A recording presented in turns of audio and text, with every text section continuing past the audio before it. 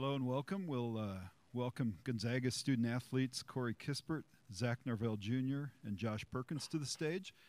Make our usual reminders to please silence your cell phones in this area, no flash photography. When you have a question, please raise your hand. If you can direct your questions to specific student athletes, that would be best. And we'll send a microphone your way, so wait for the mic to get to you and then ask your question into the mic. Questions for Gonzaga student athletes?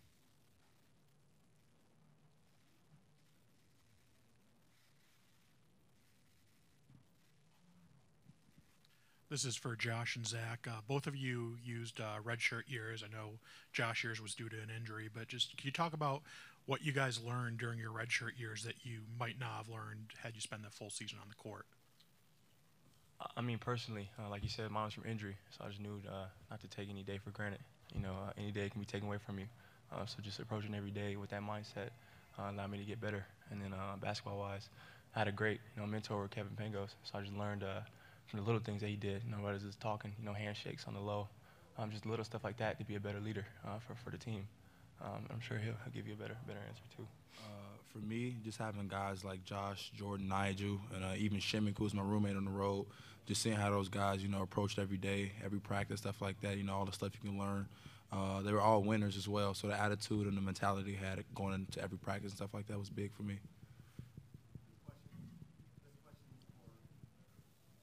This question's for all three of you. Now that you've had some time to digest the game, what are your thoughts about being able to hold off a comeback attempt from UNCG, and what are your thoughts and emotions about that, given it's been later? Corey, let's start with you. Well, I mean, it's March, and teams are going to give us their best shot. UNCG did a really good job making a lot of tough shots, and that's something you can't control all the time as a defense, whether the team will make a shot or not. And it's just our job to execute on offense and play as hard as we can. And, we did that down the stretch, and it showed. Zach? I'll just say our leaders, Perk, J3, and Silas, kept us composed. Like he said, it's March, you know what I mean? Teams going to make runs, they're in the tournament for a reason. So just looking for our leaders to, carry us and stuff like that, which they really did last night. Josh? I mean, these guys have said, we're very fortunate and grateful to be here. But like you said, any team could have wavered when we hit adversity yesterday. But we didn't. We stuck together as a team, and we knew it. We had to dig deep in moments like that, and we did. And we punched adversity in the face, and we came out to win. So, we're glad to be here. For any of the three, you guys played Ohio State back at the PK80 and dominated pretty well. But this looks like they've made some changes. What do you see different with this team that you're going to face tomorrow? Josh? Like you said, they made some changes. They got a lot more shooters out there, a lot more confidence. Coming close to winning the Big Ten.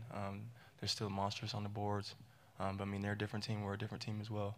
It's going to be a fight tomorrow for sure. We just got to execute our coach's game plan, and we should be in good hands. Zach or Corey, anything to add? No, I think he handled it pretty well. Hey, Zach, Eddie Pels from AP. Did you know Dante Ingram very well? Did you guys talk, text, anything yesterday? Pretty good day. He texted me yesterday after this game. But we played together in high school. When I was a sophomore, he was a senior. We played and won the city championship. So, yeah, I know him pretty well. And I was really excited for him after he made the shot.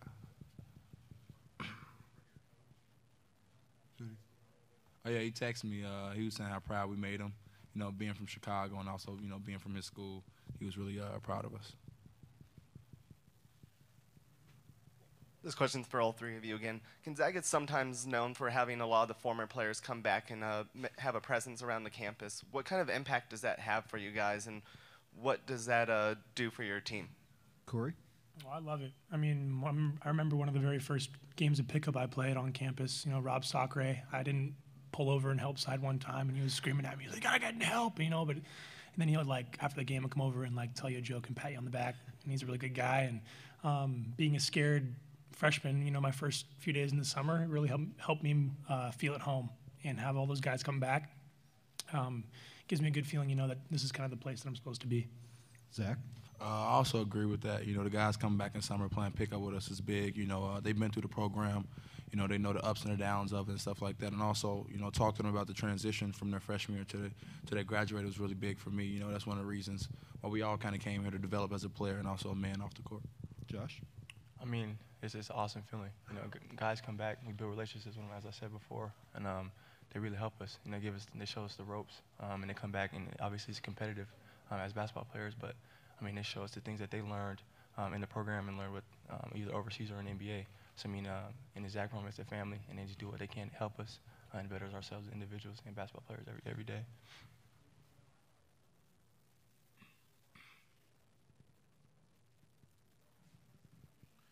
Zach, being on the team last year but not playing, just what was that like going through the tournament run?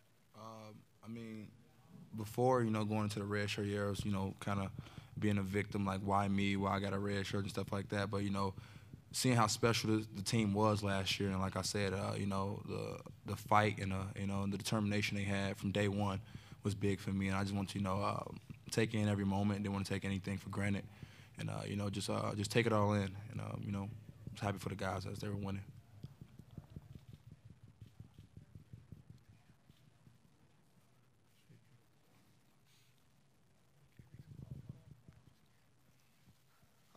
This is for all three of you again. So last year you made it to the championship game. Does that have any effect on your mindset this year? Are you feel like you have more pressure on you to go out and prove something, or is that last year and doesn't affect this year? Josh? I mean, that feeling's gonna stick with us forever. You know, it's coming so close, coming so far from winning it. But like you said, I mean, it wasn't a burden or anything like it was last year. But that chip just got even bigger for us. You know, people didn't expect us to be there last year, and didn't really expect us to be here this year. So I mean, that chip's gonna keep getting bigger and bigger. So I mean, just say what y'all want. Corey? Yeah, I mean, I was in high school last year, and I picked the Zags to make it to the championship last year, like many other people did. And people kind of looked at me and were like, "Hey, they never made the Final Four before. Like, what are you doing? Like, don't pick them." And you know, I had confidence and faith. And now that they actually made it and broke that barrier and got the monkey off the back, like I don't expect anything different. You know, like it's my first year. We were fresh off a Final Four run, and I guess I expect to get back there this year, and I expect us to do big things. And I mean, that's kind of all I know. Being new here. Zach, do you have thoughts? Yeah, like he said, just the big monkey off the back sort of thing. You know, it's the new expectation for us. You know, having that feeling last year. You know, you want to get back to that, but you want a different result at the end. So you know, that's just the biggest thing. Ohio State's changed from the first meeting, but you guys have too. What would you say are the biggest differences from November to where you're at now? Josh? I mean, obviously ball movement, more experience. You know, like the young guys are getting better and better every day. You know, Rui's improved, Corey's improved, Snacks has improved. I mean, roles have changed. Guys, like I said, guys are more comfortable being in spots they've been before, and we've pulled out tough wins, so we just know how to win now, and hopefully we can do the same thing tomorrow. Zach? Like Josh said, just being more comfortable with our roles and stuff like that. You know what I mean? You know, we drilling every day in practice, just being proactive. You know, I feel like back in that tournament we were kind of reactive and kind of surprised by some of the things that was happening. But now we're kind of like a well-oiled machine. We look to Josh to make big plays for us, J3 and stuff like that. So Corey? And the biggest thing I noticed watching the film from our game, the PK80, was our defense. I mean, our defense has definitely tightened up. There were definitely some holes that we left open in November that we definitely tightened up now. I've been drilling. I mean, I think we all kind of knew that Ohio State would be a tournament team. We might see them again. So we've been preparing for them down the road, piece by piece.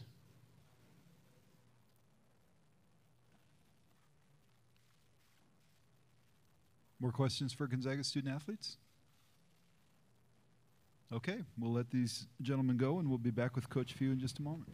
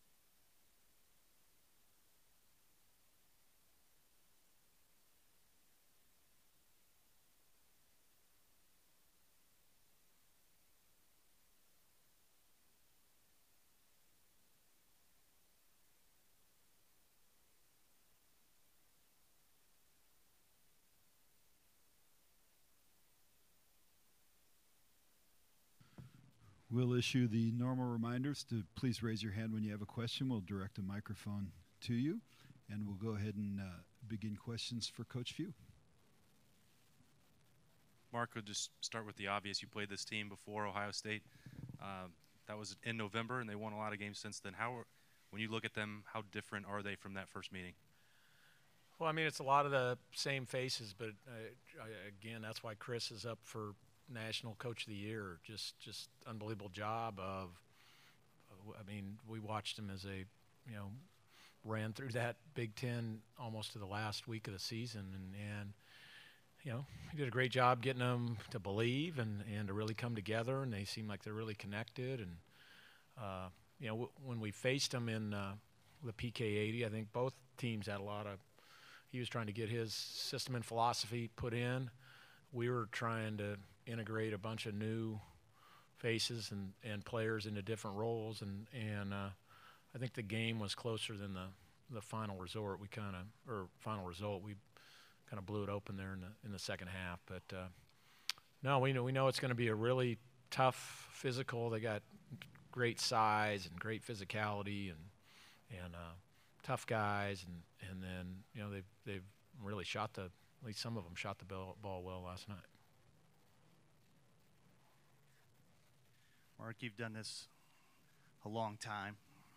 Is it harder to keep a team on top or to sort of try to rebuild it maybe after a couple tough years? I mean, I would, just speaking from experience, say it's a lot harder to maintain a high level of success. That's why I have so much respect for Coach Cal and Duke and North Carolina, and to be able to stay at a level, because it's a constant pecking away at you in every way, shape, or form, and trying to kind of tear you down. And it's everybody's biggest game all the time, and we've done both. We've built our program up, and we're the Cinderella for a while, and the maintenance part is a lot harder than I think people realize.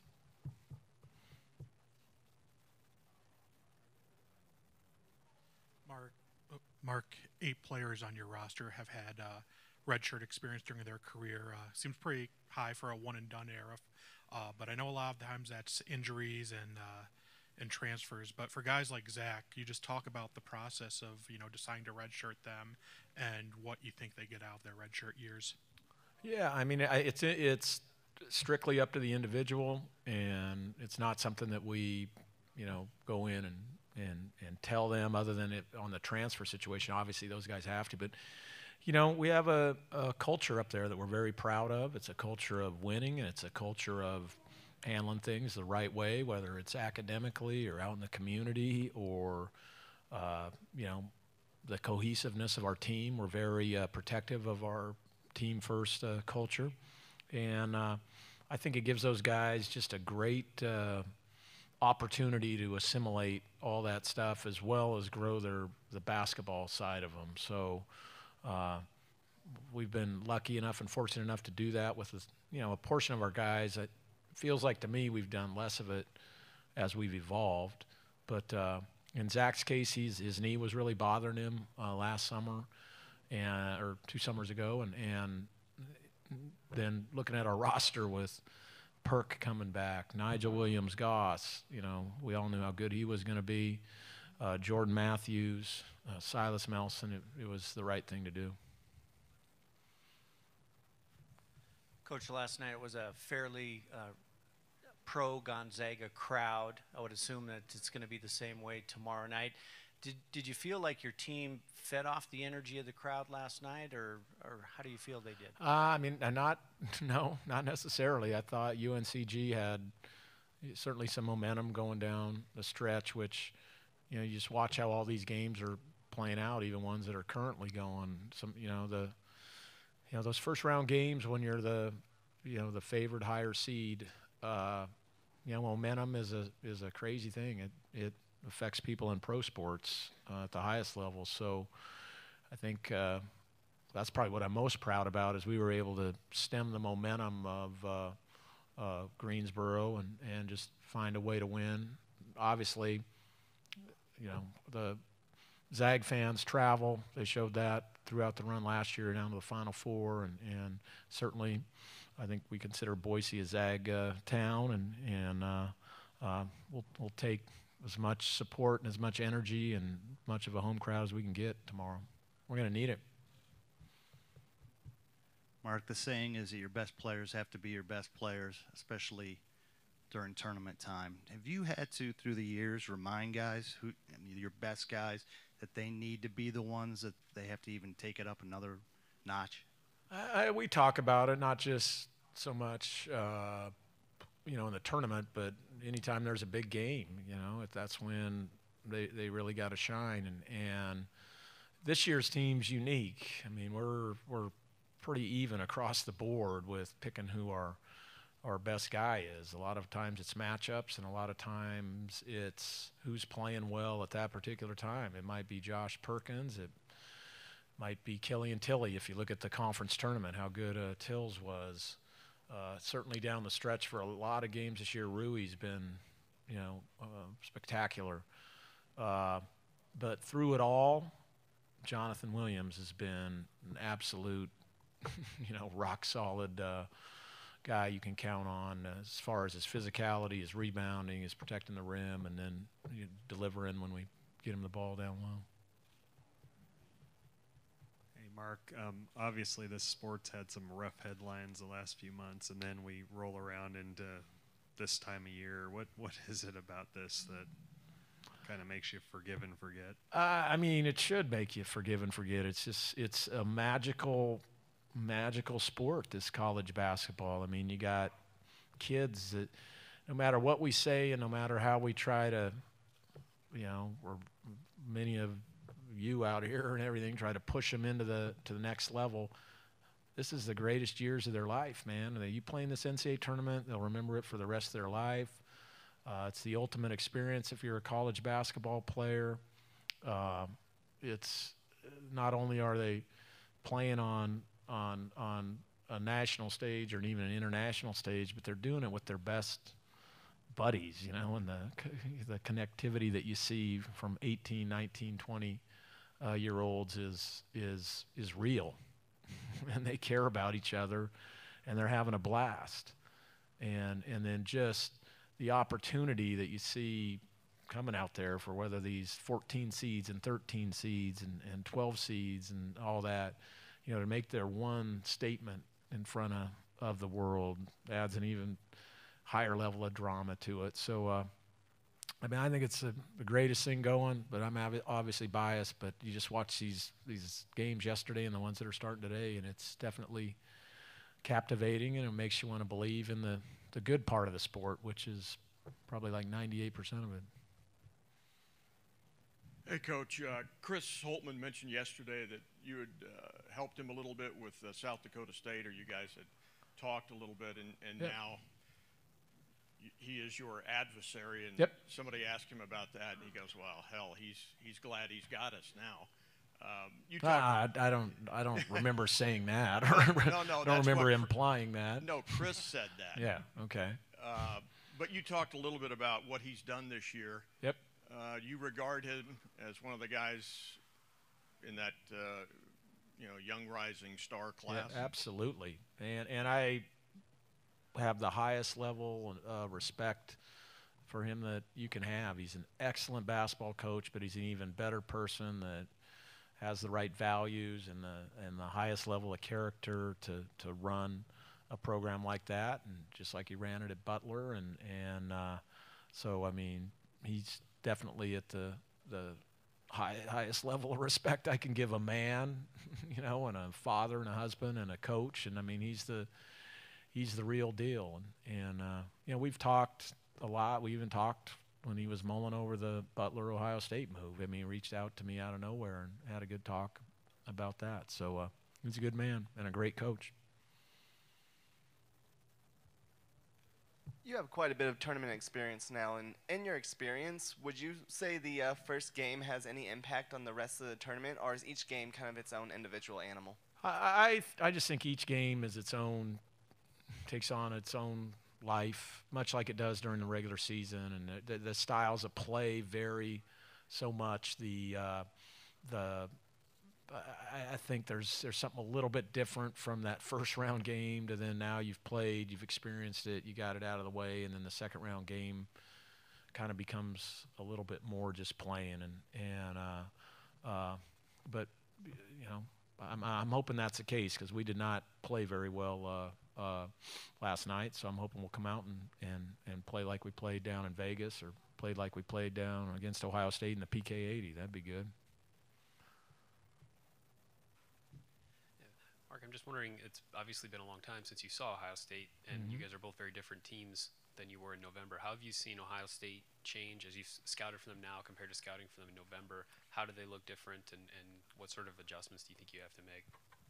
I mean, they're a team that just looked to me like they came together more, and they certainly have their belief in Chris and the staff and the system and all that certainly has grown exponentially. And as far as adjustments, I mean, it's a short turnaround here where, we're pretty much going to do what we do, and I'm sure they're going to do what they do, but we can tweak some things here and there. But like I said, the game, I think we look at the game and somebody said it was 20-something points, but then when you go back and watch the game, it was a little tighter than that for longer periods than maybe the results indicate. So expecting a really, really physical game. Bates Diop, we prepared for him heavily last time. He's as well we should have. He's a fabulous player. Tate is a unique player to prepare for. He's just a load and tough and physical and aggressive. And then I really think those guards have stepped up their game. I think they've came into their own and are playing with a lot of confidence, which I think that's probably the biggest difference from November to now. Last two questions right here first. Over the last 2 decades, you've done a really good job of getting players to return to campus and come and be part of the larger Gonzaga family. What is it about Gonzaga, and how do you get current players and different teams and players to buy into this idea of the larger Gonzaga family? It's just the culture. We've been able, because of the players that came before them, to create a unique team first, winning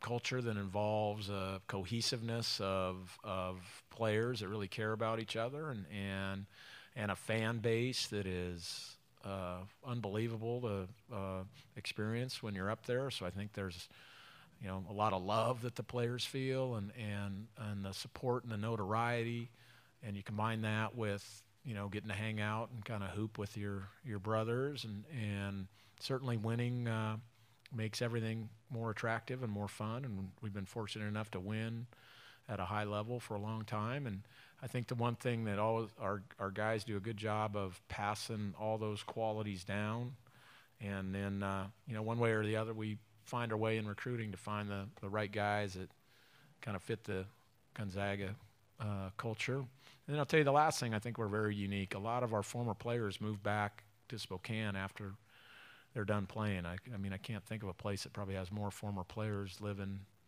around them than what we have in Spokane. Last question right here. Mark, with everything that's going on in college basketball right now, it would seem to me it'd be a very, very difficult time to be a college head basketball coach. Do you sense a trend in more and more people coming out in support of each other in the coaching fraternity? How would you assess the collegiality between college basketball coaches now? Wow, that's a great question. I do think we're in an age in an era where we're just, again, and I think it kind of mimics what's going on in our country and everything, but we flipped way over to here, and we just got to move the needle back and just get everything calmed down a little bit. But no, I mean, I've been fortunate enough to have a bunch of really good friends in this business. I mean, really, really close friends. And the one thing when, it's a fellow head coach. I mean, you can really share some experiences and share some feelings, and have some great talks. Whether it was Coach Cal out there on the floor, to just so many of my buddies that I have in the profession, and I do think there is a collegiality that happens, and I think there's you know, I don't want to say like a care group or anything, but we have a tendency to call each other up and, you know, have these little bitch and moan complaint sessions, and then we look like, wow, we're going through the same thing. So it's always like, oh, you'll be fine, and then yeah, you'll be fine, and then move from there. But it's nice to have. There's some really, really, really great people in this profession. You know, like I said, Chris Holtman's obviously. It's great to see the profession being, you know, passed on to guys like him, because it's going to be in great hands with guys like him. All right, we'll remind you that Barrett Henderson and Todd Ziedler can help you out with any more needs from the Gonzaga side. Thank you, Coach. Yep.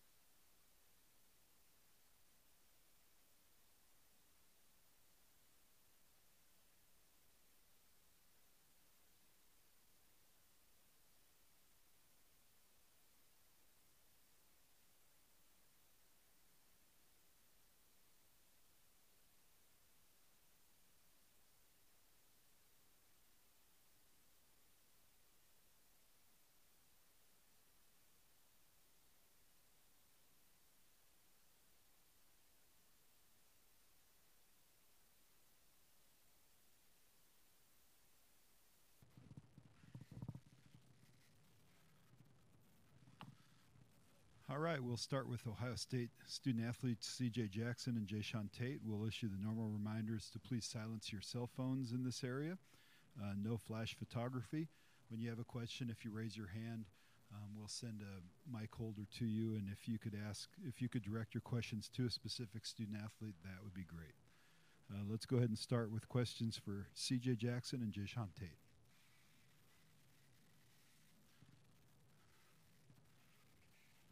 This question's for both of you guys. Now that you've had time to digest the win a little bit, what are your thoughts and emotions about being able to hold off a late comeback attempt by South Dakota State? C.J.? It's always good. You know, we were going against a good team, and the way they shoot the ball, they were never out of the game. And just to come away with the win and kind of get that first game out of the way, it was a good feeling. Jay-Sean? Yeah, just like CJ said, you know, when you play a team like that who are so efficient offensively, you know that no matter how far they get down, you know, a couple shots can come in, they can come back and be right in the game. And I think the guys did really well down the stretch and just overcoming those comebacks. This is for both of you. What has the addition of Andrew Dockich meant to the team? And I'm also just curious, since he did come from Michigan, how much trouble did you have to give him for that? Jay-Sean? Yeah, like you said at first, it was like, who's this guy? You know, coming from Michigan as a walk-on.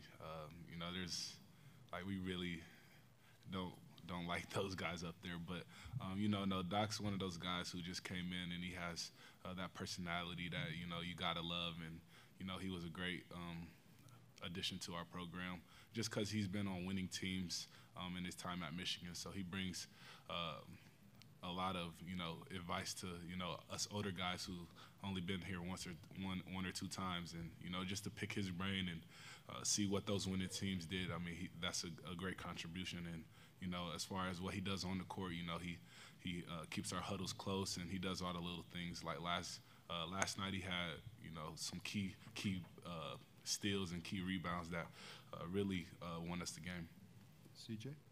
Kind of how Jay-Sean said, in the beginning it was a little rough, just kind of, you know, he came from up there, so we don't really like those guys, as he said. But as the season went on, he's really grown on us, personality on and off the court.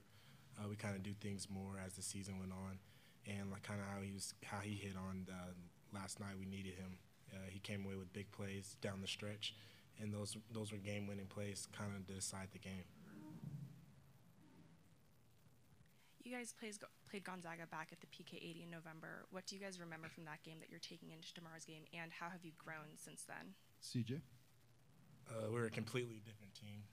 We're a lot better now, and as they're a lot better team.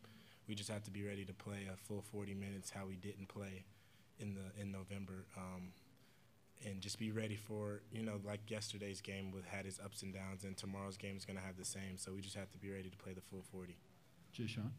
Yeah, like CJ said, we were kind of trying to find ourselves the first time we played them, and you know, like now that we have our culture and we know what winning looks like and what things we need to do to win, I think this is going to be a completely different matchup than it was earlier this season.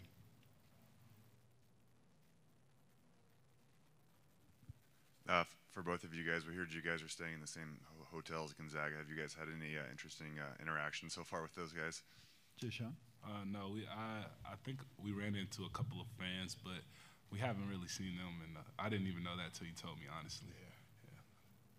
Anything to add? No, I was unaware that they were there as well.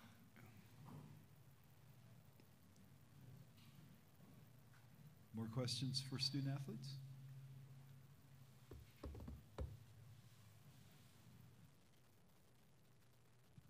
What do you think has specifically changed from November to now? What kicked into place? CJ? I would just say our roles defined is a little bit better. Chemistry is a lot better. That in the beginning of the season, that was like our sixth game together with all the new faces, the new coaching staff. So we really didn't understand each other that well, and now it's a whole new season basically, and just understanding what we need to do, who we need to be together out there is much better. Jay-Sean? I mean, yeah. I mean, just like CJ said, I mean, we had a whole clean slate, and Gonzaga. And personally, I think that was our first test of the season. You know, just seeing us early on, and we're just a completely different team now. Just we've been through so much adversity, up and downs throughout the season, and we're looking forward to facing a great opponent.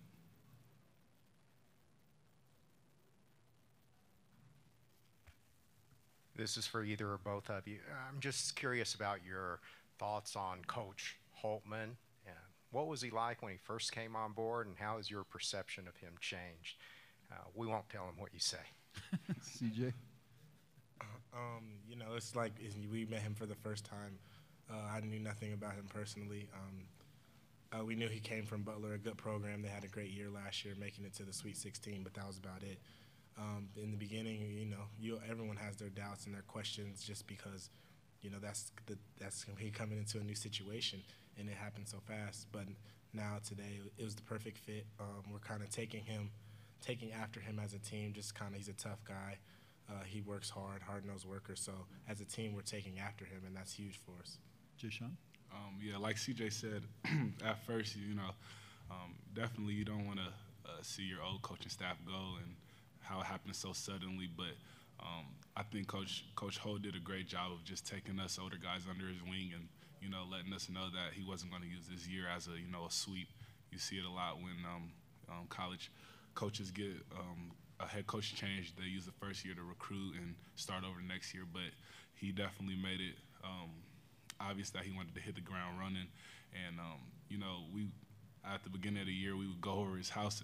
It seemed like we went over his house like every weekend just to get that chemistry and get that closeness. And, I mean, it's paid off a lot. He's one of those coaches who wants the best for all of his players, and he's going to go to bat for us. He's going to fight for us every step of the way. And, you know, I couldn't ask for a better head coach for my senior year. More questions for student athletes? All right. We'll dismiss these two and wait for Coach Holtman. Thank you, guys.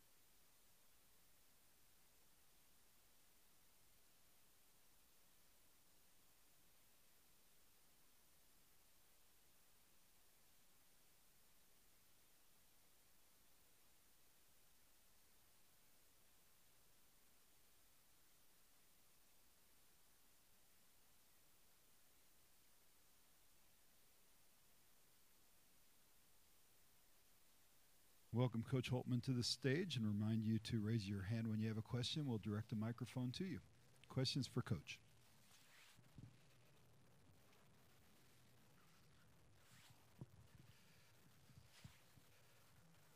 How tough How tough is it to balance playing Caleb Wesson, who's one of your better offensive players, but then sometimes having to play small ball for defensive purposes? Is that difficult at sometimes? Well, I think it's you know, as a coach, you have to make those judgments on what's best for your team, what gives your team the best chance to win, and you know, that's what we've done. He's played consistent minutes for us, certainly as a freshman throughout the year. You know, the other day was just a unique, very, very, very unique matchup with a 5 that is as good as Mike Dahm is.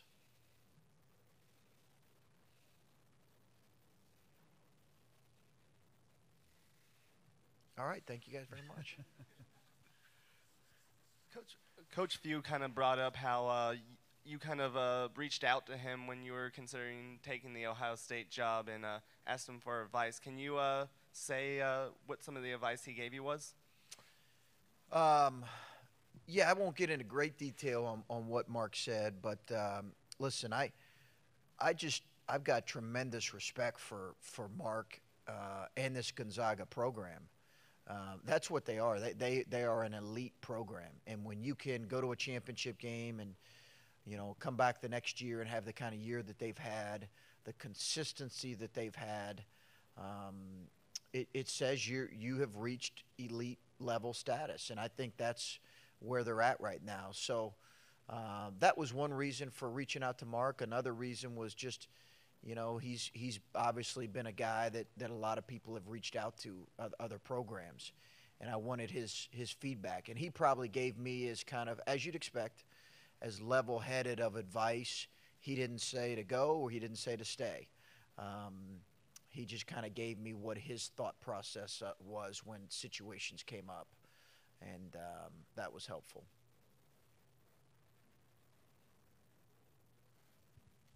Coach, can you just talk about bringing in Andrew Dockich and what it was like to bring in a guy from Michigan, and how glad you are now that you did take that chance? Yeah, well, certainly really happy. The fact that he came from the team up north didn't really factor in a whole lot because we were really desperate for guards, and we were in a situation in July when there was really slim pickings. So it was a no-brainer in our mind. I think when we took him, I think our coaching staff felt like, okay, we got better as a program. Now, I don't think we anticipated him having quite the impact that he's had, kind of with a lot of we thought the intangible stuff he would really help with, but he's been a little bit better in some areas than maybe I anticipated, which has been a real credit to Andrew, particularly on the defensive end. But yeah, it was a no-brainer for us because we were sitting with, like one or two. We had, in terms of our backcourt, we had at one time 2 guys in our backcourt. Really CJ and Cam. And I was thinking, okay, we're going to have to probably play Jay Sean some at the point, but how will that? So we were just in scramble mode, and he was a gift for sure. Chris, you say that players win games. Yeah. Best players have to be the best players this time of year, always, but this time of year. When it comes to Dakota, how much do you have to remind him, either in game or before games, that you are the guy, be the guy, and how does that work itself out? Yeah, I've probably had to remind him of that less and less as the season has progressed, because I think his confidence has grown to the point to where he's kind of embraced that role. It's kind of like been, okay, you were saying it to me, you were pushing us early. I think he saw that we were going to utilize him as a focal point of what we do. I've had to say it to him less now. Now he's embraced that role. And his assertiveness on the offensive end is not something I've really had to address. As you can tell, he's pretty aggressive most times when he's out there, which is great to see. Back to Andrew, him being a coach's son, how much easier does that make to coach a player when they have a father like he has?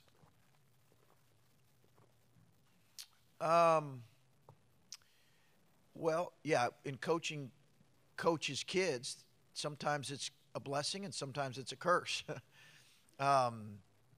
With Andrew, it's been much more a blessing. Sometimes coaches' kids, they kind of think they've got it all figured out, and they kind of got the answers because of where they grew up. I think Andrew's been one of our most coachable, teachable guys. He'll share his suggestions for sure, unsolicited. But he's it's what we love about him too. But he's really he's been a dream to coach. He has been an absolute dream to coach, and his family has been perfect. They've been incredible player parents. Like probably because they get it, because Dan was a coach. Dan understands. There has to be a separation in that relationship. Dan really understands that. It's been a dream scenario for us. How have you seen Gonzaga grow since you faced them in November? Well, I think they just have gotten better and better. They're really balanced, as we'd expect. Listen, game one was not much of a game. They absolutely took us to the woodshed. It was a mismatch in every way, and I'm hopeful that we can do a better job of getting our guys ready for that. But I don't know that they've made dramatic changes. They just have gotten better and better, as you'd expect one of Mark's teams to be. I think they're an elite team right now. Chris, I thought I read somewhere that maybe you talked with Mark earlier this week. Yeah. Was that about South Dakota State or the tournament, or what was the gist of that? Yeah, I called him. Late one night when we were in the office just doing some work, and I was going to ask him about South Dakota State because, obviously played it last year. And he was enjoying a beverage and a view of the mountains. So I said, man, what a life that is right there. I was quite envious at the time.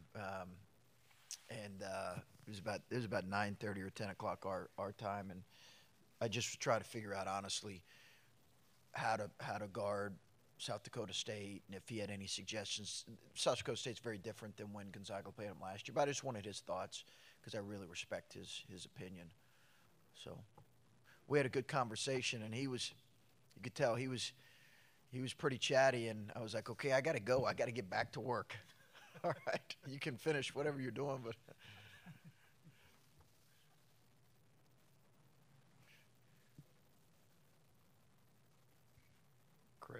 Chris, with Kentucky playing in the same pod, you probably have a few additional supporters. Do you have any shout-outs to the people of Nicholasville or Jessamine County? Well, that's my hometown, Lexington and Nicholasville, and I get great affinity for that town, that city, that area down there in Big Blue Nation. So, we would love to steal a few fans because we know it's going to be a road environment. So, absolutely, I would love to solicit some extra help from Big Blue Nation. Because it's going to be a pretty raucous crowd for sure with the Zags. We played them in Portland and we felt like it was a road environment. Yesterday was kind of a road environment for us, I think, for a variety of reasons, and we expect it to be another tremendous road environment. And our guys have been good on the road for the most part, but. Yeah, it's the last couple years. I think the last 2 years we've been in the same area as Kentucky. So, wish them great success. More questions for Coach? Last one. Chris, growth in your team from November to now. Where are you seeing the most difference? Well, I don't know that I did a great job early on. I was trying to just, you get a new team, you're trying to figure out some things with your group, and I don't know that I always did a great job trying, figuring out our personnel and how they fit, and it just was such a new group. So I think once we got into a little bit of a rhythm, and maybe we as a coaching staff understood some more of our guys' strengths, that really helped us. And I think it also took time for them to understand kind of what our expectations were. So we thought it would take some time. It always does with a new coach. And fortunately, we hit our stride at the right time with this group. And as I said, they've been extremely coachable. Anything more? All right. Thank you, Coach. Did you have one? Oh, I'm sorry. Sure. Sorry, just to follow up a little bit on that. What were the challenges of trying to build trust with a new team taking over so late? I think I don't, as in any relationship, I think we as a coaching staff just tried to be honest and upfront and as real as possible with them. They played for a very good coach in Thad Matta, and we were going to do things different than they did, but I just wanted to be really real with them and honest with them from the get-go. And we knew that there was going to be some time that was going to need to take place to where they could fully trust us, both trust our ability to help put them in the right positions and just trust what we were saying. So, fortunately, that that happened, and probably happened even a little quicker than we all anticipated. It helps when you have great kids. All right, thank you, Coach. Okay, thank you.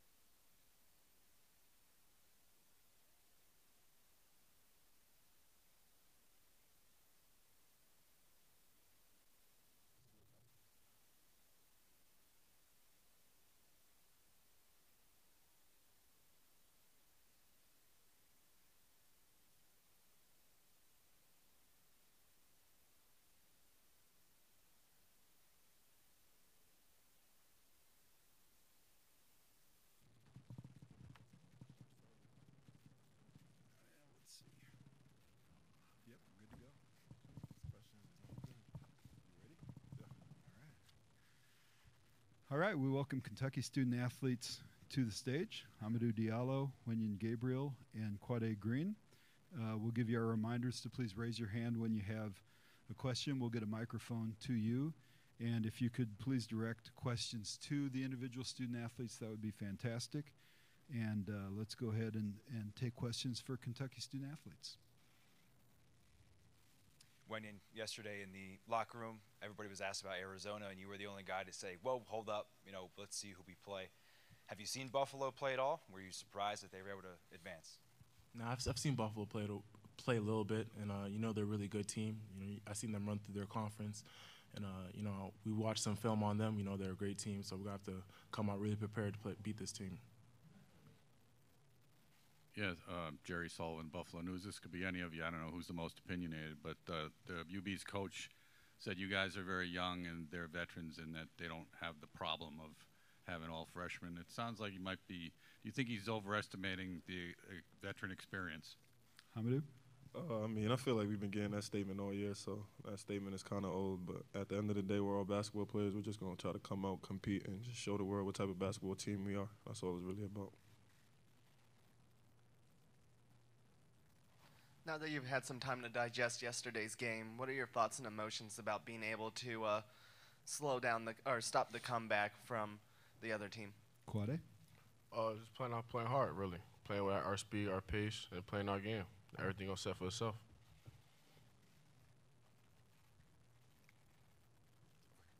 Yep. They're 6th in the nation in scoring.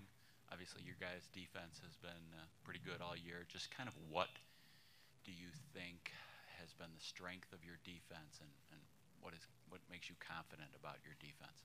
Wenyan? I think our length is really what bothers teams, and our athleticism, and we've been able to bother a lot of three-point shooting teams and defend the rim. With our length bothering them around the rim. So we're going to continue with that, and I think as the season went on, our communication has picked up as a team, and as young players, we've been coming together, and that's been helping us defensively.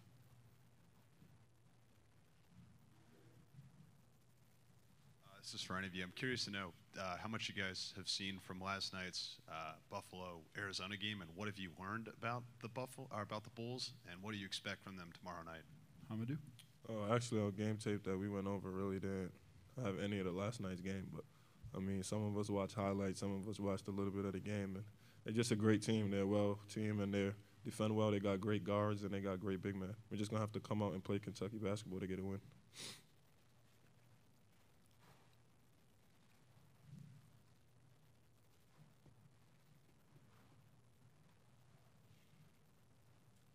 Hey, Quade, you're due for a breakout game. What's your mindset when you see people like Wenyan hitting all those threes and all your other teammates doing so well? How do you stay so patient? I'm in the gym, really. I know my time's going to come, but I'm not really focused on that. I'm focused on the team winning. So whoever hot, get the ball. Whoever, if you miss them, you miss them. You make them, simple.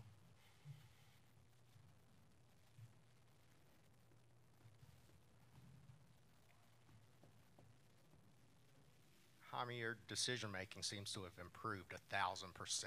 Can you give us a couple of examples of plays, decisions that you're making now that maybe you wouldn't have made at the very beginning of the year? I think my decision-making was always well. I was just trying to rush things. That's the biggest thing. But my decision-making was always well. I just needed to slow the game down and be able to see the floor and be able to accept my role that I have to play on this team. And that's what I've been doing. And anything that this team needs me to do, that's what I've just been trying to pick up on and get done. But I feel like my decision-making has always been there. It's just that I had some lapses and adversity and things like that. But I just stay level-headed, stay working, and know that if I keep working, everything's going to pay off.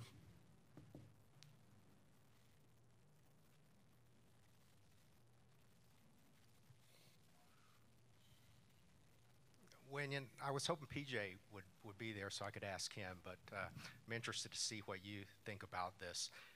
All his facial gestures have really been getting a lot of attention out there on the court. Does he practice those like in front of the mirror? And could you maybe give us some examples of some of your favorites? No, I just like that mean mug face he makes after a dunk, and I think that's become one of the fan favorites. But no, he doesn't practice that, anything like that. We only see those in the game. He doesn't even do it during practice. But I think that's a lot of fun.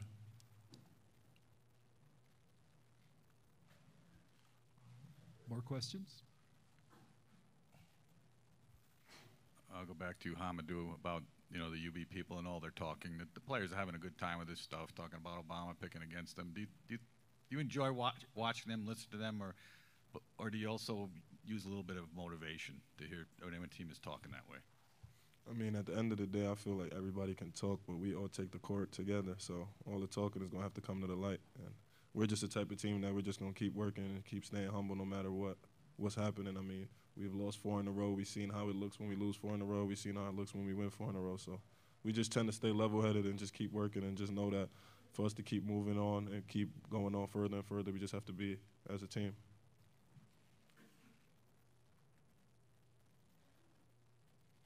More questions?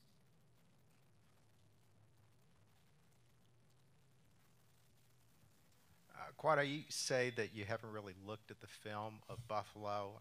Last night's game, I mean, they came out and they showed more energy and intensity than any teams that we've seen all year. How do you plan to match their intensity level? Playing our game, really. Doing what we do best, match everybody's intensity, match our intensity, maybe even boost it even higher, then we're going to win the game. Yeah, 2 questions for anybody. First, a simple one: have you watched any of the Texas A&M Buffalo tape? Because SEC, and no, okay. And then secondly, I mean, obviously you guys come in, all of you could come in with the attitude, I'm going to take 16 shots a game. And how, what would you say? How would you describe Coach Cale's approach early in the season to get you guys thinking collectively, not individually? Everybody can score on our team. It's 1 through 6, whoever on the court, everybody can score. It depends who's open, who gets the ball. If you're open, you shoot it. That's how everybody mindset is on this team. Just make the right play at the right time. That's all.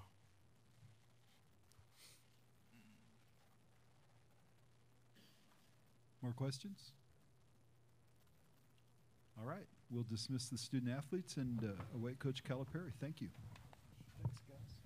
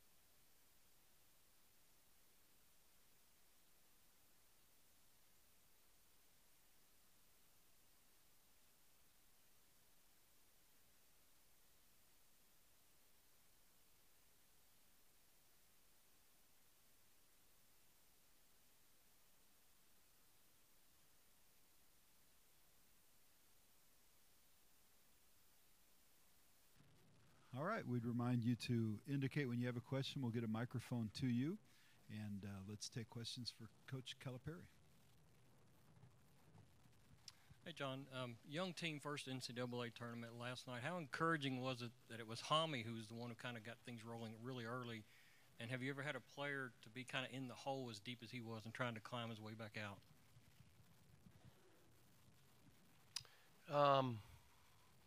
Not that was a starter. I've had guys in that hole, but they weren't starting. And, you know, we've stuck with him. He stuck with us.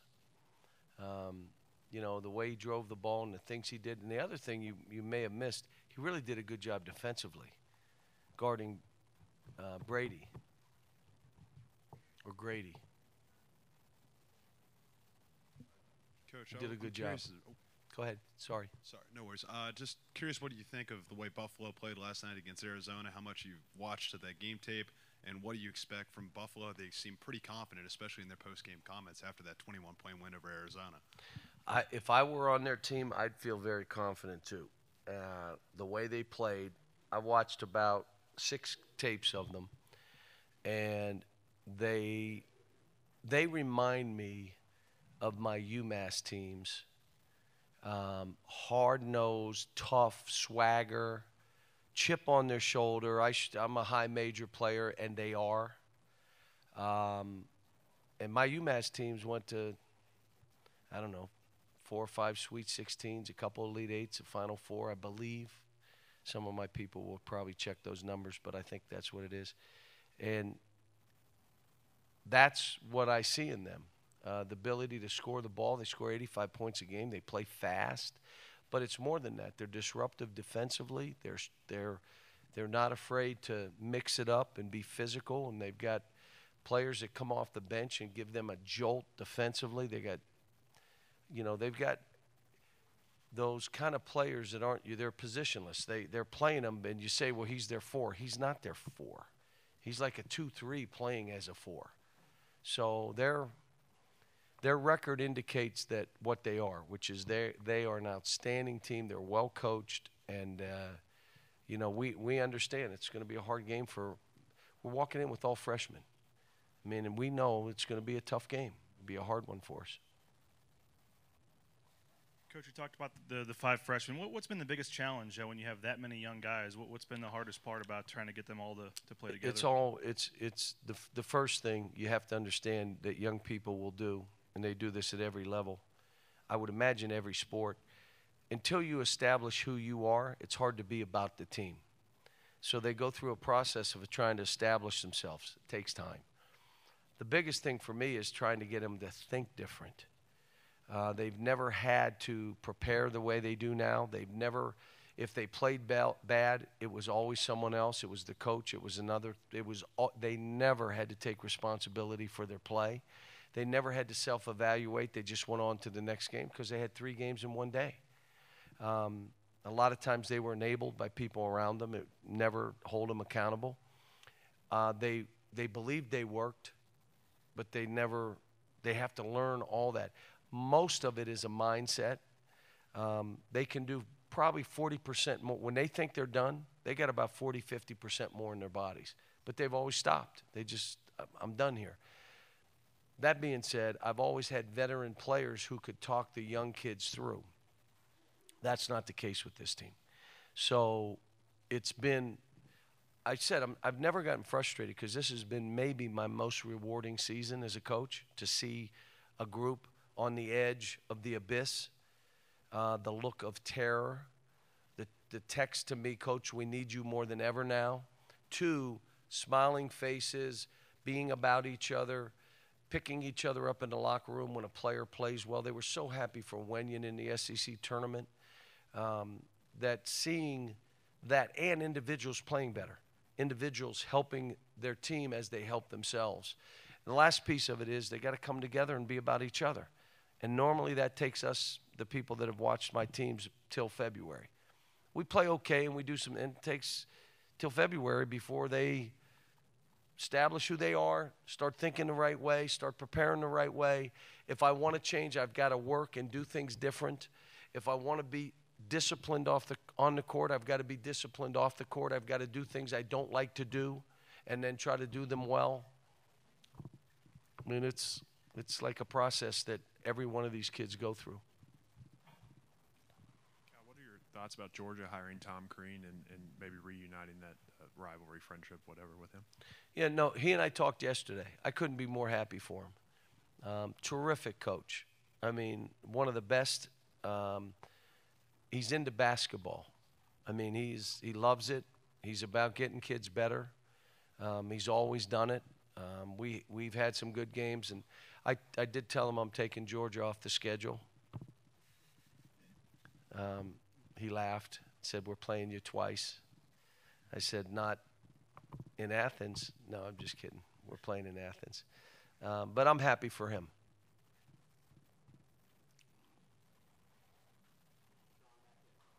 February, during the losing streak, a lot of people, myself included, doubted that you could get this team playing at this level.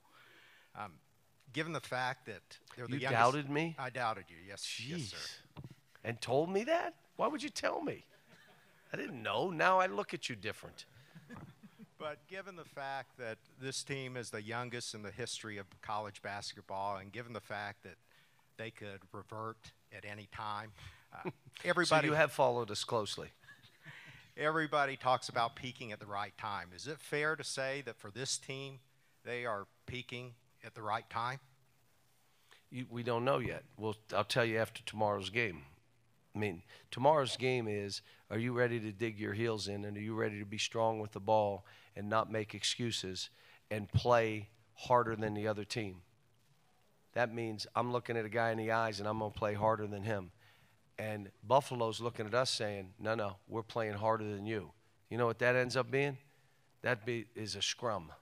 Are you willing to play in the scrum? I love it. I think it's the best. And here's a big part of the reason. These kids, every experience they go through, they're learning. That's going to help them in the future. And playing in this type of game is just, it's wonderful because there's some guys on the team that have to conquer that.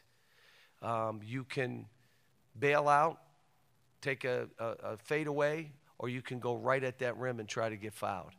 You can play defensively and stay in a stance, and here he drives at you. I'm not fouling, I'm retreat, or you can foul him. You can have this look, or you can have this look. Which one do you want? And so this is all good for these kids. I have no idea what I like and what's been rewarding. I saw the eyes that you saw in February. But I also knew they were looking right at my eyes, like, how is he taking this? And, you know, I said I've been doing this 35 years. 35 years. I've seen everything. We've had losing streaks. We lost to 4 NCAA tournament teams in a row, but there were 4, and they weren't bad teams. And so I knew we were getting better, and everybody, why are you so calm? And because we're getting better, that's all I can ask of these guys. And now that I see what they look like and how they're responding and how their games are changing, that is rewarding to me. And I'll say it again, this, of all the years I've had, this may be the most rewarding for me personally to see this team do the things that they're doing. Hi, John. UB gets a lot of its swagger from its head coach, which might remind you of your early UMass days. But how about this quote from Nate Oates? Calipari's been whining about no experience. Young. We don't have that problem. Who said that? Nate Oates. This direct quote from he was excited after the game. We don't have that problem. We've got some veteran guys. So what do you think? Is he just trying to talk his guys up? I don't know if it's whining or I'm telling the truth. I'm not whining about it. I got a pretty good team, but I am telling the truth. He shouldn't tell the truth. He should not even say it. Introduce them and don't give their year. That's fine. At the end of the day, we got to play a basketball game. Everybody got to get in the ring and play. Coach, you've probably been in every single tournament situation imaginable. Going into tomorrow, playing a team that's coming off their biggest win in school history, what kind of challenges does that face for a team that's just playing loose and playing like they have nothing to lose? Well, we're playing like we have nothing to lose too. So it's going to be, if we play and they play, it's probably going to come down to who has the ball last. That's what happens in the NCAA tournament when two teams are fighting. If they come after us and we back up, they win the game. I mean, it's just how it is. I mean, I'll see how the game is being played. I don't know until the game starts. Then what I have to do to try to keep my team in the game, we'll try to do. My freshmen, I start 5 freshmen, by the way. Not whining, I'm just explaining. John, how good a leader has Shea been for you this year, and does he remind you of anyone else you've had, like Kate Gilchrist or anybody like that? Well, he's come on for that, and you have to earn that. I hate to tell you, we won the SEC championship, and the commissioner said, "Who are your captains?" He wanted to give my captains the trophy. I never named captains. I didn't know who the captains were. I just, you two, come up here. But he is now becoming that guy because of how he works, how he performs, how he finishes games. Players are now looking to him.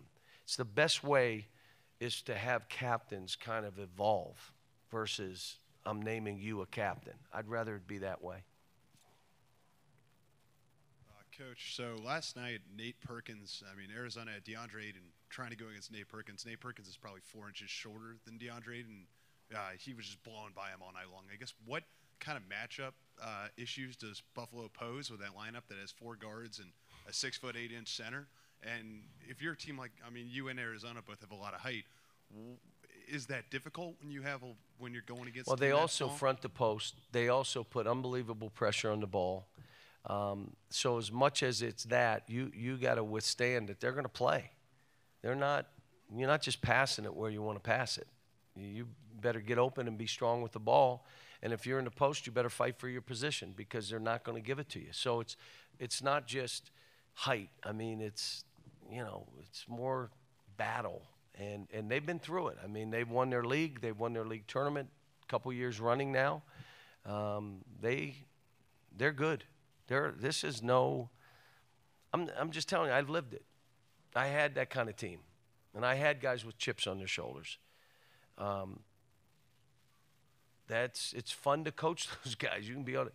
I always say when I had a whip, I would talk. I would say stuff because I had a whip. I knew they'd back me up. They'd go play.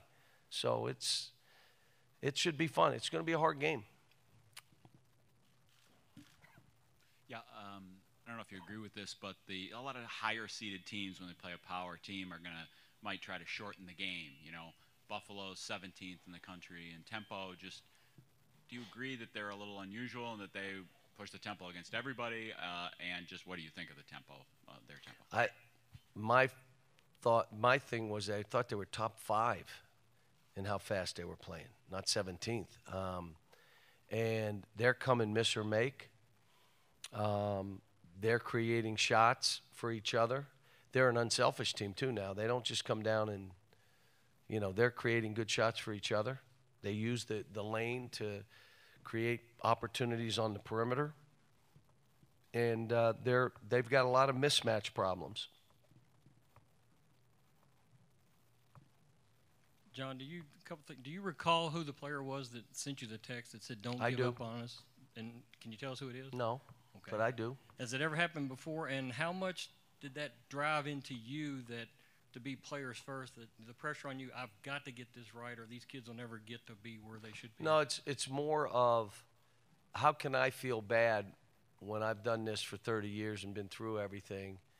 My focus has got to be on how do they feel. And that just because they're 6'9" and 6'10" doesn't mean they're grown men. They have not been through these experiences that I have. And I've got to keep relating to them that it's okay.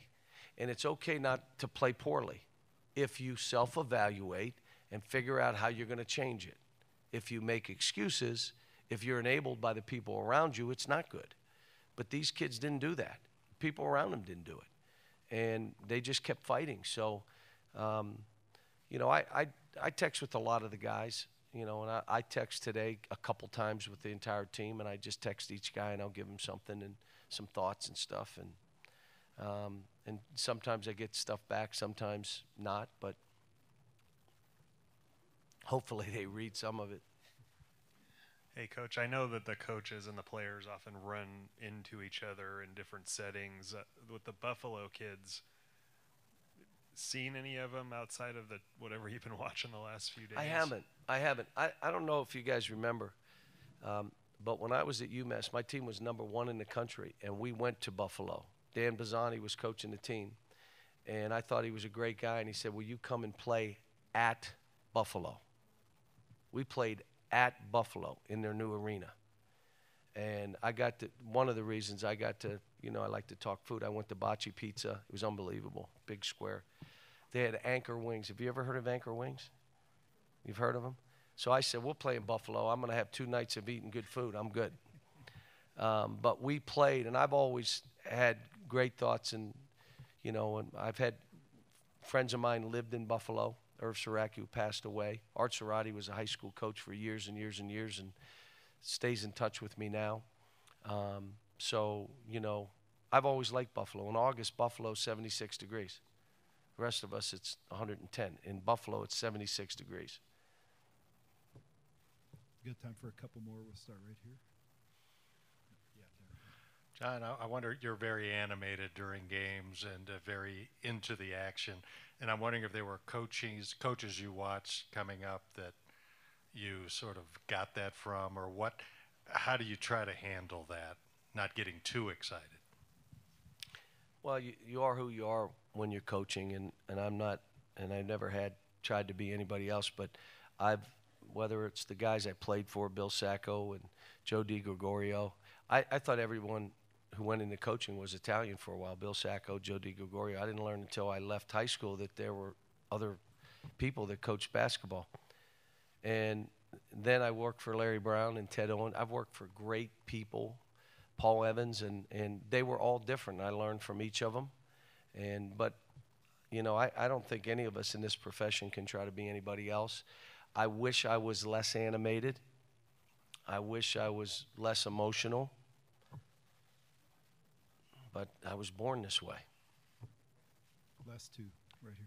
John, I've been sitting here listening to all these other coaches talk about how much they enjoy the process of seeing their teams develop without having to worry about the results. At Kentucky, you don't have that luxury. You've got to win every game by 20 points. Do you ever feel cheated that you're not able to really enjoy the I enjoy the joy? it. I don't know no one will steal my joy. Nah, I don't read anything. Does anybody follow me on Twitter? If you do, I don't read what you send back. 600,000 Facebook, 700,000, 1 million, whatever, Twitter. I don't read any of it. I send stuff out. I send pictures out, and most of it's trying to help other people. But my joy is my joy. No one creates it for me, and no one will take it away. I've had many people try to steal my joy. They failed. They failed. If I worry about people in the seats, what they're saying, in Kentucky we have 4 million coaches. That's how many people live in the state. 4 million. And you know what? If I worry about them, I'll be up there sitting with them. And I just try to coach my team, and I get great joy. When I don't get that great joy, then I won't do this anymore. I don't feel like I have to do this the rest of my life and then that's it. I'm really enjoying the players. Very hard turning over teams like this. Very difficult. And there are times I shake my head, why do I even try this? And I think back to my teams where I had 4 years with guys when I was at UMass. And I wish I had guys for 4 years. I did. But you know what? It's not my rule. And all I'm trying to do is help the kids, and whatever is right for the kids, I'll deal with. They are 19. I am 49. I can deal with it. Last question. I was wondering if you knew Nate Oates at all, if you'd recruited any of his guys at Romulus when he was in high school. I've been up there, and I've recruited some guys up there. Yeah.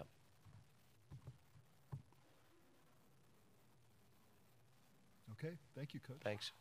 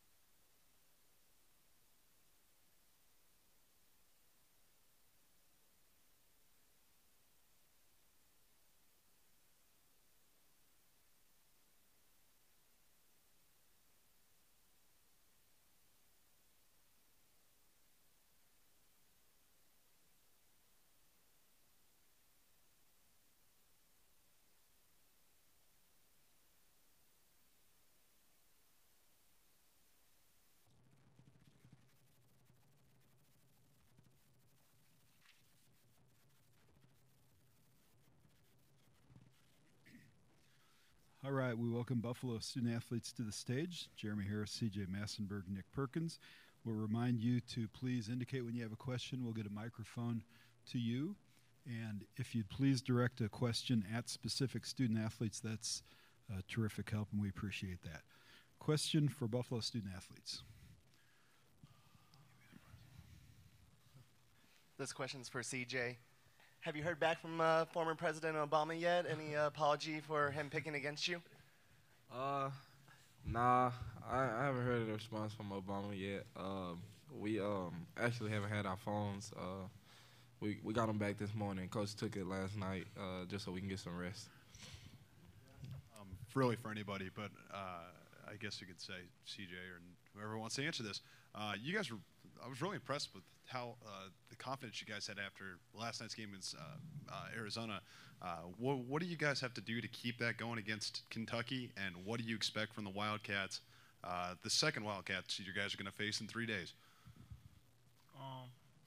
I really just say it's really a focus thing. I think when some people, they get a little bit of success, you know, you can start to get off out of what you've been doing from the jump. So really just staying focused, you know. I mean, Kentucky a little different team from Arizona. You know, they got, you know, more guards and a more perimeter-based team. So, you know, we just got to – the scouting report going to be a little different. We just got to come ready to play and stay focused. I guess for all you guys, the crowd was pretty well behind you last night. I'm assuming it'll be the same way tomorrow night. Did you guys feed off of that energy last night at all? Jeremy, let's start with you. Yeah, I say we did feed off of it a little bit. Like I said last night, it felt like we was in an alumni arena in Buffalo. So shout out to the fans out here in Boise that's supporting us, and the Buffalo fans that traveled out to see us play. CJ? Oh, yeah, at the beginning of the game, we got a couple buckets. You could hear the UB fans cheering and stuff like that, like a specific group of people cheering. And then when we went on a run at the end and everybody seeing what we was made of, we hit a three, the whole arena erupting, and it was a great feeling. Nick? Oh, yeah, that second half was something crazy. When we start hitting a lot of shots, you know, things really start to go our way. I can hear the crowd really behind us, and, you know, it made us feel good. I think it gave us a little bit of confidence to, you know, finish the game. As for Jeremy, their players don't buy the idea and your coach is definitely selling it, that they're all freshmen. Your veteran experience really will benefit you. What do you think of that? Do you think your veteran experience will be a big factor in this game? I mean, Kentucky's a very good team, as we all know, but I think experience should give us just a little bit of an edge. But, I mean, I think the team that plays the hardest is going to come out with the win.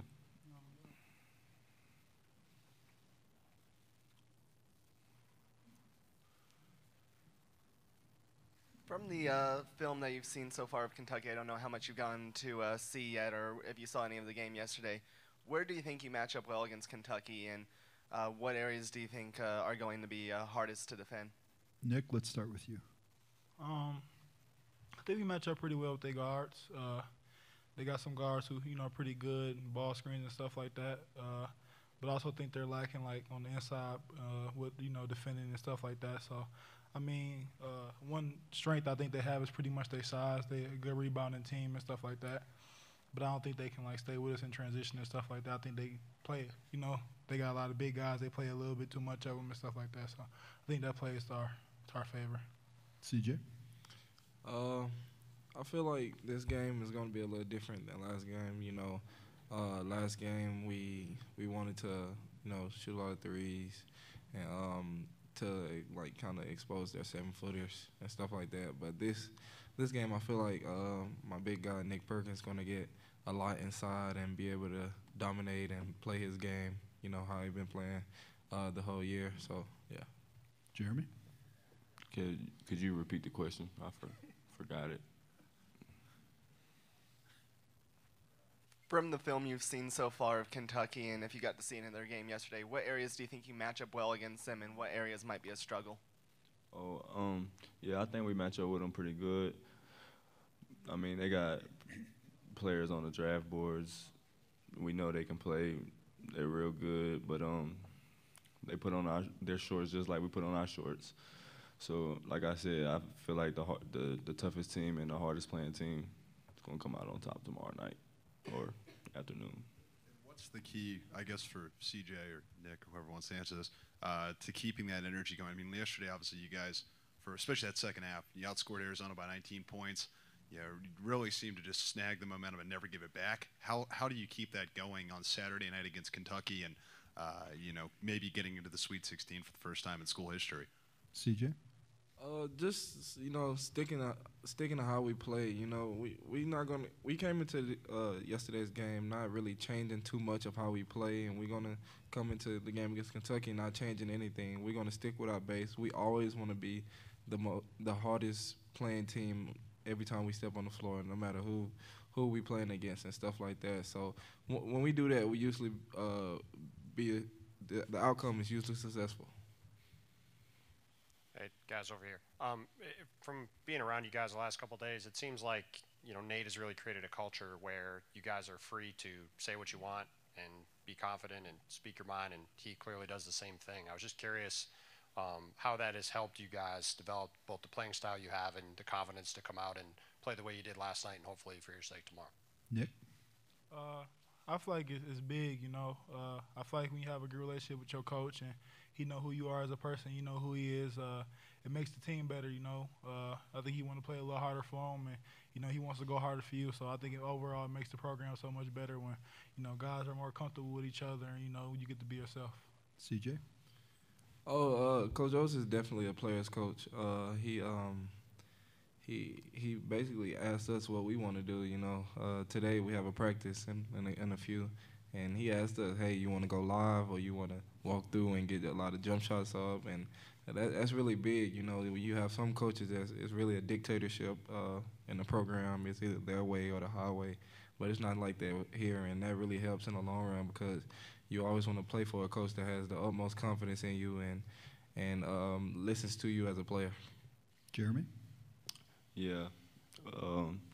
When the head man of the program is the hardest working in the program, I mean, it's easy to follow.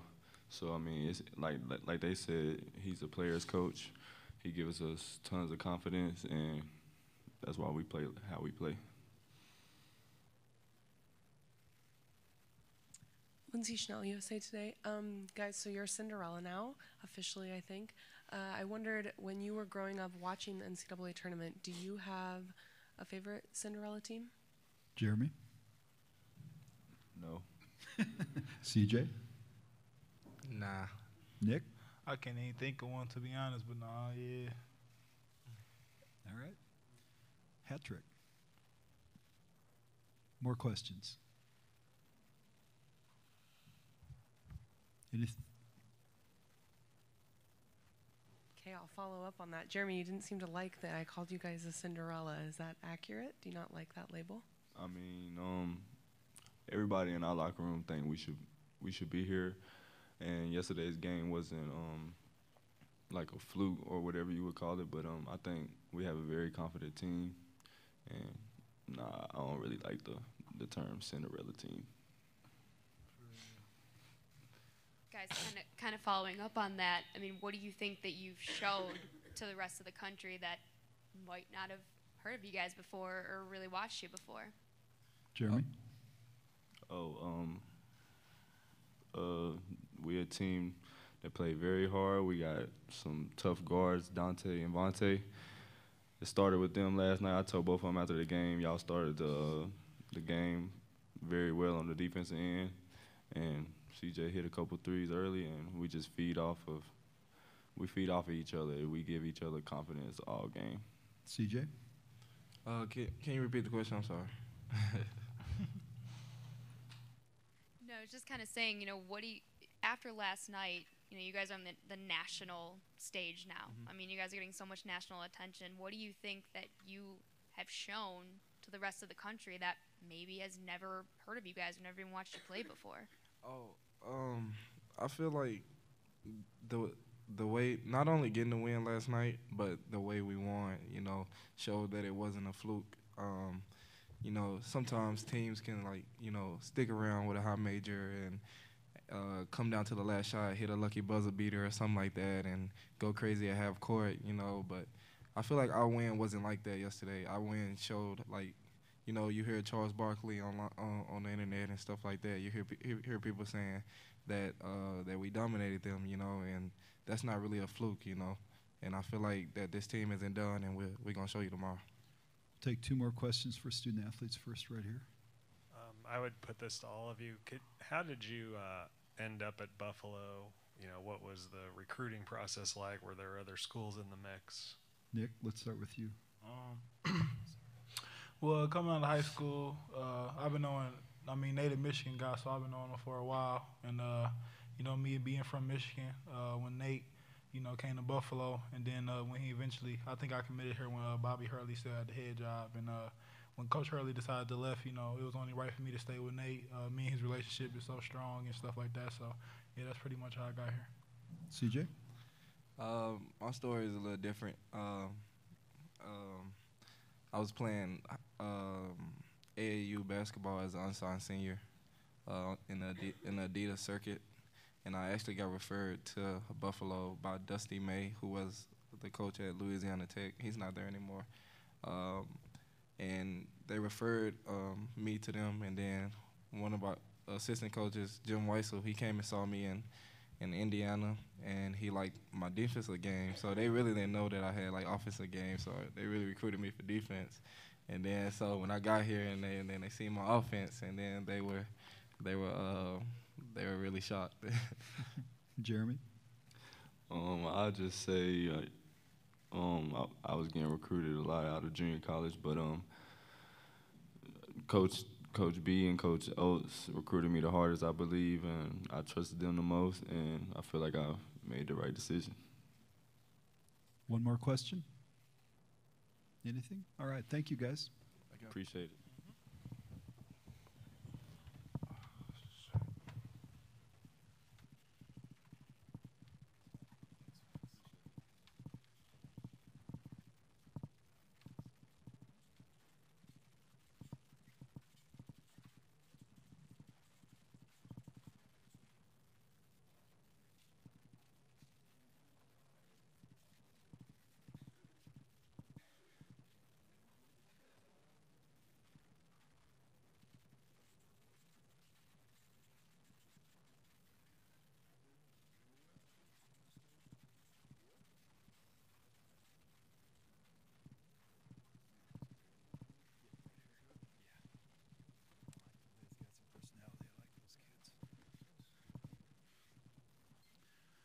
All right, just with the standard reminder to please indicate when you have a question, and we'll get a microphone to you, and we'll go ahead and start with questions for Coach Oates. Hey, Coach, I was just asking the players, you know, how they ended up at Buffalo, and I was wondering, you know, how do you recruit to Buffalo? What's the pitch? Who do you look for? Who wouldn't want to come to Buffalo? Go look right now. There's about 8 inches of snow. They can get all the skiing you want in all winter during basketball season. No, I mean, honestly, we try to just build relationships and sell our style of play and sell the program. When I first got to Buffalo as an assistant, they didn't really have a name. Nobody really knew about him. You'd call. I was selling Coach Hurley. I mean, Bobby had a name. He was the best point guard ever in college basketball. So we got Lamonte Bearden in. And so I recruited to Bobby's name as an assistant. It worked pretty well. We got the program into the NCAA tournament our second year, and then you had a little bit of a name. And then we started recruiting, and then we go back to the NCAA tournament. Now you've been there 2 years in a row, and kids want to play in the NCAA tournament. I think we're right now, I think we're 5th in the country in length of possession on offense. Our tempo's fast. We play spread out, wide open. Our style of play is one that guys want to play. And then I think really the biggest thing in recruiting comes down to relationships. I mean, you look, there's certain places, I mean, if it was all about weather, you know, it would be, you know, everybody go to Miami, right? But, like, I think Kansas gets some pretty good players. Kentucky gets some pretty good players. They're not on the beach. There's plenty of pros go to those places. And really, honestly, the first thing I ask some of these kids is, listen, I'm going to be honest with you. We're up here in the north. It snows a little bit, you know, but winter is during basketball season. So let me ask you right up front, if you're one of those kids that's worried about what the weather is outside the gym during basketball season, then let me know up front, because the weather inside the gyms the same in Miami as it is in Buffalo, and we've got guys that are gym rats that live in the gym during the season. So if you're worried about the outside weather, let me know up front. You're probably not the type of kid we want. Of course, they all say, no, that's not me. So then we get that right out of the way right up front. Coach, I know you said on Van Pelt show, you made it. Has this win been everything you imagined it would be?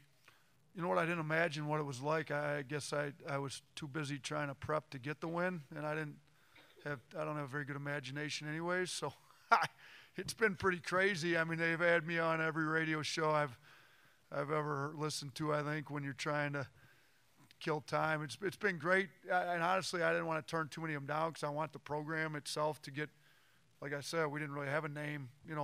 We'd never been to the NCAA tournament before Coach Early got hired, and I came as an assistant. Now we finally got a win, and let's build the program. Let's let people know what Buffalo basketball is about. Let's keep the snowball rolling. Let's keep the momentum we've got going. But, yeah, it's been great. I mean, shoot, you get live on Scott Van Pelt. You get live on all these national radio shows. You get to talk about your kids. You get to promote. I mean, these kids are great. I didn't get to listen to all this. I had to do some CBS thing.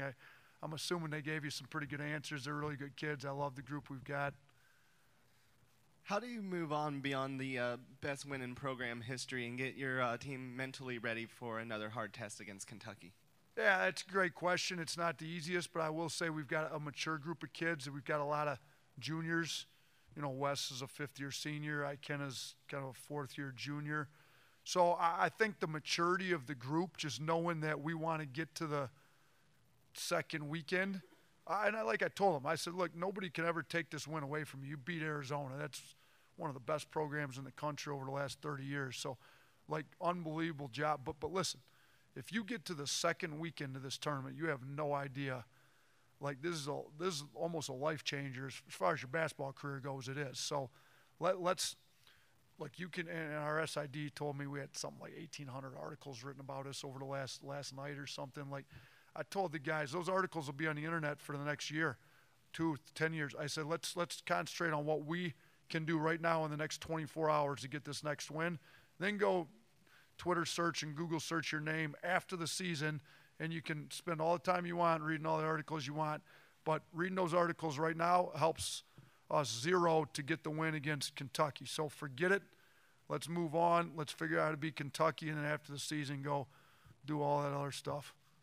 What was the key, in your opinion, to that second half? You guys were locked in for 20 minutes. I mean, it was 40-38 at the half. You kind of had Arizona on the ropes, but you missed some threes. You turned the ball over a little bit, had 9 turnovers at the half, and then you come into that second half. It just seemed like everything was clicking for you guys. What was the biggest change, in your opinion, between the way you played that first 20 and the last 20, and how does that transition, in your opinion, to Saturday night and playing another really good team in Kentucky?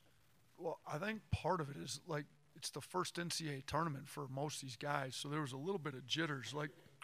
And I told them all going in, look, if we take care of the ball and then our defense is where it needs to be and rebound it, we're going to win the game. Well, we had 9 turnovers in the half. So if you go to the second half, the biggest difference was we only had 1 turnover. So I think just calming down, taking care of the ball. Our defense was a little suspect at the beginning of the second half. We gave those 3 layups up. I was ready to kill some guys in there, and Sean ended up calling a timeout because they didn't get any stops either. We were hitting 3s, and at least they were only hitting 2s. So he was mad, called the timeout. We got on him. We got to get this straight. And after that, we just locked in. Our defense for the last 17 minutes of that second half, I thought was as good as it's been all year. Yeah, Nate, we do a job where coaches and players never say anything. I mean, I covered the damn NFL. And here you are talking about, Cal's whining about his freshman. Your players say it's an advantage to have experience. Do you guys just not care about the idea that they'll put it on their bulletin board and use it against you? Listen, here's the deal. It is what it is. If you look at the roster, it says Wes Clark Sr., their kid, freshman. So, look, no disrespect to their players. They're going to play in the NBA for a reason. We went through video today. There's a reason that 3 of these guys are in the first round, and I'm going to show you. The talent level is absolutely there. And when they go in the lottery, I'm going to agree with the NBA teams that took them because they're that good. But they're still freshmen. Okay, and freshmen, and I told our guys, no disrespect to our 2 freshmen, but they go through the same, they have lapses. So I told her, we're experienced, they're inexperienced. It's no disrespect. It is what it is. It's facts. what am I? I'm going to tell them they're not freshmen. Well, you are a freshman. So just like Cal's been saying. So Cal's been saying it. Now I will say this: when you play freshmen as many minutes as they've had to play all year, and you get to this point in the season, they're pretty seasoned freshmen. They're not the first 10 games freshmen. So they're almost sophomores, but they are still freshmen. So it is what it is. And we've got a fifth-year senior running our team, and I like the way Wes is playing right now. I think his experience and all that can be big. Now we don't have a 6'6" point guard like they have. It's probably a lottery pick, but Wes has played against some NBA guys and held his own. He's a pretty good player. The players seem to almost grimace at the idea that they were being labeled as Cinderellas. Is that something you instill in them to make them believe that they deserve to be here? Yeah, I mean, you go back to every high major game we played this year, from Cincinnati to Syracuse to Texas A&M. We felt when we went to Syracuse and lost, like the better team lost, and we really felt like that. We screwed some stuff up in the last 3 minutes when we had a lead in the last 3 minutes of that game that cost us. So we felt like, and when we played Cincinnati, we didn't have Wes. So he makes a difference.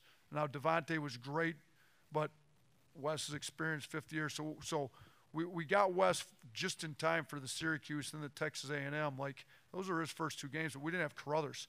So I told him this is the first time we've got our full roster available to us where we're going to get a high major on a neutral floor, get a high major period, but now we got him on a neutral floor too. So this is what we've been waiting for, because we only got one high major on a neutral floor, Cincinnati, and we felt like even without Wes, we went toe-to-toe with them, and they're one of the best teams in the country.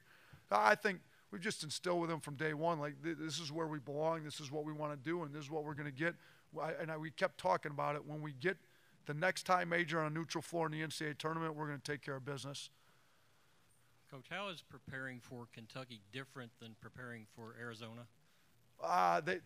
They're similar in some regards, but then much different. So they both don't get a lot of their points from three. Kentucky's 312th in the country in percentage of points from three when we went in the game, or Arizona was. Kentucky's 344th. So, like, they really don't get – like, they went 0 for 6 yesterday. The first time in a gazillion years that Kentucky hasn't hit a 3 or something like that. So, but the difference is Arizona pounds it into 2 7-footers and gets their paint touches. Kentucky spaces you and takes you off the dribble, runs a lot of ball screens, and really plays off their athleticism. Their spacing's a little bit different. So you want to keep the ball out of the lane with both teams. It's just you got to do it different ways. And then rebounding, I mean, Kentucky's 8th in the country in offensive rebounding percentage. So you look at some effort stuff, like, and then if you look at the defensive numbers too, like Kentucky's defensive numbers are much, much better than Arizona's were. So you're gonna have to. We're gonna struggle to score a little bit more against Kentucky than we did against Arizona, I think. Coach, kind of going back to Sully's question a little bit ago. You know, you're up here talking about Calipari whining, talking about, you know, the weather, talking about Bulls fans going through tables, things like that. These guys are talking about how handsome they are. How are you able to be so loose right now, you know, and have that kind of mindset? Yeah, let me clarify. When I said Calipari whining about freshmen, I mean, it was maybe a misuse of the word. He's a pretty dang good coach, but he has made note of the fact he's been very young all year, which is just a fact. I mean, it is what it is, and he's right. We both won. I went and looked. We both won 9 of our last 10 games. Now, they lost 4 in a row before they went on their run, so I think he finally broke through and got through to his freshmen, and maybe he will say they're older. I don't know. Like, I tell our guys, like, I'm not going to lie to you. Like, I don't go into scouting reports and blow some team up that's not very good to tell them that they're great, but I also don't go the other way either. So let's say it like it is. Let's be real. I'm not going to try to disrespect anybody. But our players, you can talk to them too. They're a little older. They're good guys. Wes has 2 kids. I mean, he's trying to catch up to me. I got 3. Yeah, we can trade parenting stories. But really, Coach, though, but going back to that, though, but, like, you guys are up here talking about this stuff, you know, how are you able to have this mindset of, you know, you guys seem pretty loose and, you know, right now? Here's the other thing. Like I've been through a little bit here in the last few years, just on a personal level. My wife's cancer and everything. Like, the game of basketball is big, and it is my job, and I need to win games to keep my job. But it's not. I tell our guys all the time, if all I do is teach you to play basketball. I've failed you miserably. We've got a whole character training we do once. We bring a guy in at least once a week. Like we talk life a lot of times too. We don't just talk basketball. So basketball's big, and we're going to play as hard as we can. And if you don't give max effort, you're really letting the whole program down. But it's not the end all. Like we're all going to be fathers and husbands, and let's be better men than we are when we started. So I think it gives you a little perspective maybe in life too. Last question right here. There has been some joking around about the fans of Buffalo and tables and whatever, but what is it about the sports community of Buffalo that makes them so passionate about not just bowls, but it seems like every sport there's just so much passion for their sports teams? It's a great question, and had I lived there my whole life, I could probably give you a much better answer. Some of these, Sully could probably give you a great answer. He maybe should flip roles with me, and he should come up here and answer that question instead of ask the questions. But I look, from my 5 years in Buffalo and my experience, so everybody wants to talk about the Super Bowls that almost were, that they, what was it, wide right or wide left? Right? Yeah, wide right, my bad. So, but it's all like they've had some really good teams that have almost got there, and they pull up. Shoot, I live in a neighborhood, like they literally shut down. You don't do anything during a Bills game. Like they've got the tailgates go. Everybody locks into every single Bills game all the time. They're good. I like the playoffs. That was great. I don't know what it's a blue collar town. Like, so we live in New York. Like I grew up in the Midwest. I tell everybody Buffalo is way more Midwest than it is East Coast. Like we're 4 hours from Detroit and 6 hours from New York City. I mean, it's right in the Great Lakes. Like it's blue collar, Midwest, hardworking, really good people that get behind their sports teams and like to have a good time and support them. And I love it. Did you see the video of the kid breaking the table and then running through like a foot of snow? That's just one more reason, one more motivation for us to win last night so we could stay here in Boise for an extra 2 days. It was like 70 the second day we were here, and it was like snowing 8 inches in Buffalo. So let's stay here and, let's get a little tan. Let's work on our tan here in Boise while we're here. All right. Thank you, Coach. Thanks. A reminder, tomorrow's games, Kentucky-Buffalo tips off at 3:15, Ohio State-Gonzaga at 5:45.